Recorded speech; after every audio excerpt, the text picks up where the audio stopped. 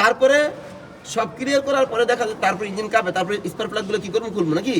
প্লাগগুলো কি করবো আমরা, খুলবো, খুললে ক্লিন করবো, প্রয়োজনে কোনো একটা স্পার্ক প্লাগ পরিবর্তন করবো, কইরা সবগুলা সাউন্ড একদম স্মুথ করবো, তাকে বলা হয় টিউনিং। বুঝছো?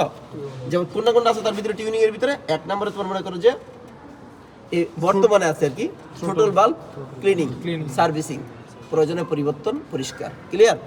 এটা পরিষ্কার করে কি দিয়া, WD 40। 1 2 নম্বর হচ্ছে পেট্রোল দিয়েও করে, 3 নম্বরে ডিজেল দিয়েও করে, কারণ না থাকলে করতে হবে না। আচ্ছা, কাজ চালানো। তাইলে এটা হলো মনে করো যে ফার্স্ট টিউনিং। এটার ভিতরে দুইটা জিনিস আছে, একটা হচ্ছে বাটারফ্লাই।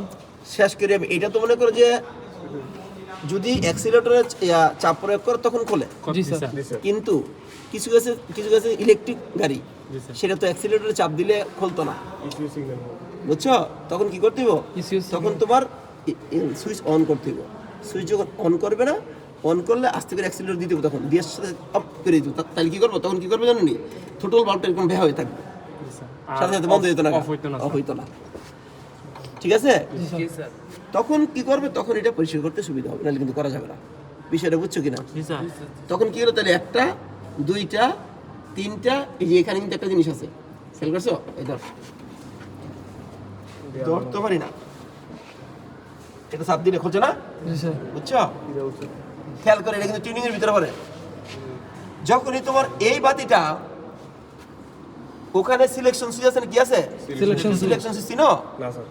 ওই যে বাতি আছে না, গ্যাসের বাতি আর হচ্ছে ফুলের। ওই সিলেকশন সুইচ যদি ঠিকমতো কাজ না করে তখন এটা খুলবা, খুললা একটু পরিষ্কার করে লাগাই দিবা। দেখছো? জি স্যার। বুঝছো? এটা কিন্তু সূক্ষ্ম কাজ, এটা আমি সবসময় করতাম এক সময়, ঠিক আছে? এখন না কাজ, অন্য কাজ করি। বুঝছো? এইটা দেখো, এইটা একটা সলোনয়েড সুইচ, এটা হচ্ছে গ্যাসের ইউনিট, বলে, বুঝছো? গ্যাসের ইউনিট। তারপরে দেখো, তাহলে এইটা এরপরে তোমার এখানে আছে, এরপরে কি স্পার্ক প্লাগ আছে, ঠিক আছে? এই জিনিসগুলোকে সার্ভিসিং করে স্পার্ক প্লাগের কি গ্যাপ বানায়